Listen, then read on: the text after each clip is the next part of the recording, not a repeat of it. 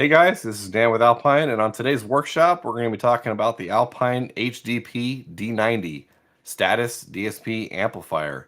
We're going to talk about what it is, what it can do, and what the GUI looks like. So, what is the HDP D90? Well, I like to refer to it as the Swiss Army knife DSP. It does so many things. Let's get into it. So the D90 is a really cool piece. It's a DSP and amplifier all in one. It is a 12-channel amplifier and a 14-channel DSP. So you do, of course, have speaker level outputs as 12 channels, and you do have dedicated pre-outs as well. And it does 50 watts by 8 and 80 by 4. So this amplifier is really geared to pushing active audio systems. And then, of course, channels 13 and 14 are dedicated pre-out. That's for your subwoofers. So you can add, of course, the M80 status mono amp for your sub, and you got a pretty awesome system right off the bat. And of course, it is high res certified. It is natively controlled at 192 32-bit playback, so it actually easily handles 24 192. And the signal noise ratio is my favorite spec on this. It is 110 dB, which means it has no noise floor. It is extremely silent during those moments in between tracks. So you don't hear any kind of hiss or floor noise at all. It is pretty remarkable. And if you want a controller, that is optional. We do have a controller you can add that will allow you to access your presets, master volume, sub level. But for those of you that pair this with the HDS 990, you don't need to worry about that controller because the HDS 990 can be the controller for this DSP as well. I don't know about you guys, but for me, a DSP is just as good as its software.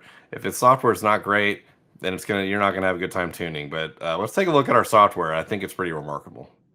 So here we have the PC app for the D90, and for those of you that are want to do all this on your phone, you can do that. There is an iOS app, also named the HDP D90. You can just use it through the Bluetooth connection that is built into the DSP.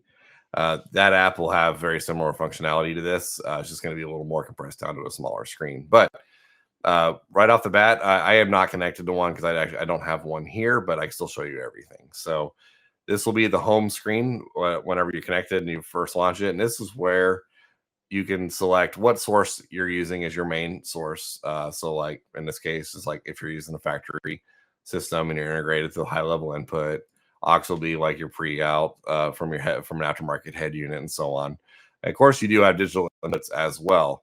And one unique feature here that is really cool is, let's say you have an HDS 990, the high-res audio media player, in tandem with like a factory radio. So you can have your factory radio go on your high level in, and then you can have the 990 connected through the digital coax output to the mix source.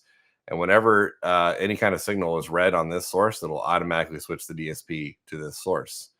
And whenever music goes away, it'll switch right back to the high res. So you don't have to go through a controller and change your source. It'll do it automatically. And another really cool thing about the HDS 990 is it does have variable volume on the digital out, so you don't have to worry about matching volumes or anything like that. And of course, you guys want to know more about the HDS 990, we do have another video on that for you. So those are your inputs, and of course, you access your 6 presets right down here, and of course, you can label each one of them. So going over to the input screen, this is when it starts getting looking a little more scary, but it's not too bad. So we kind of give you everything unlocked. So do keep in mind that this is not a simple auto tuning DSP. This is for all manual configuration, all manual tuning. You could do whatever you want with this. So you have all your inputs laid out on the side here, and you have a 10-band parametric EQ per input channel. So you can do some correction on the inputs if you want to, as well as apply crossovers and adjust gain and actually 0 to 180 degree phase on each input as well. We'll come back here in a second to talk about how you label these when we get to the mixer. So we'll come back to that. So that's your input screen, and this is your output screen. This is where you would be when you're tuning the system. And one thing that's really nice about this is you don't have to go back and forth between different screens or different windows while you're tuning. So when you're going through all your output channels over here, whatever channel you're selected, that is the channel that is open all on the right side. And you don't have to, like I said, you don't have to go back and forth a lot. It's everything's right here. So each channel you will have full crossovers for high pass and low pass filters. Of course, you can change your slope all the way up to 48. And of course, you can change your filter model if you, for some reason, don't like using liquid Riley. And of course, you have your 180 and 0 degree phase inversion and level adjustment. And one thing that's really unique on the D90 is each channel actually does have phase adjustment by 1 degree increments. So for those really weird, obscure times where you are needing to adjust phase in a speaker to get, of course, everything into phase, but 180 is not enough or not even close, you can really dial it in here as well. So another really cool thing on our EQs, just like all other Alpine DSPs, every EQ is parametric.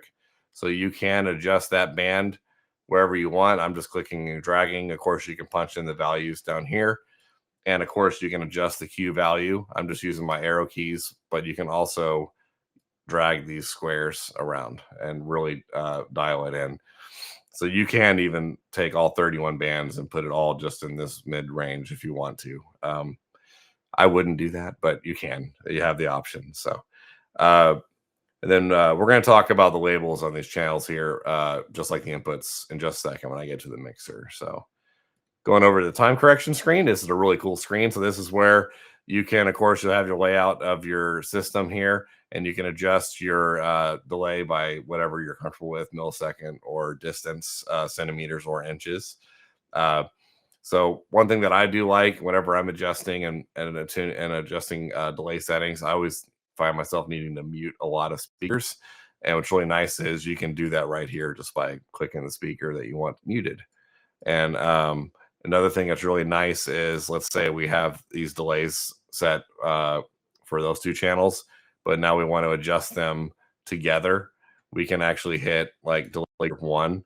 And now whenever we adjust them, they'll adjust together, and it only applies the difference. It won't override what was done. So I can take it out of that group, move it, put it back in the group, and now it just does the difference again. So really nice, handy, especially if you're trying to like blend in a sub to the front stage. It's a very handy tool. All right, so now we're going to go over to the really scary looking screen, the mixer. So like I said, this thing is full unlocked. You can do whatever you want. Everything is there for you. Now, keep in mind, a lot of this can be auto configured for you if you go through those other two tabs I was just talking about. So this is just out of the box settings here, but the high level ends, there are 12 high level ends. So that's why there's so much here for if you need to do any kind of mixing or summing from a factory system.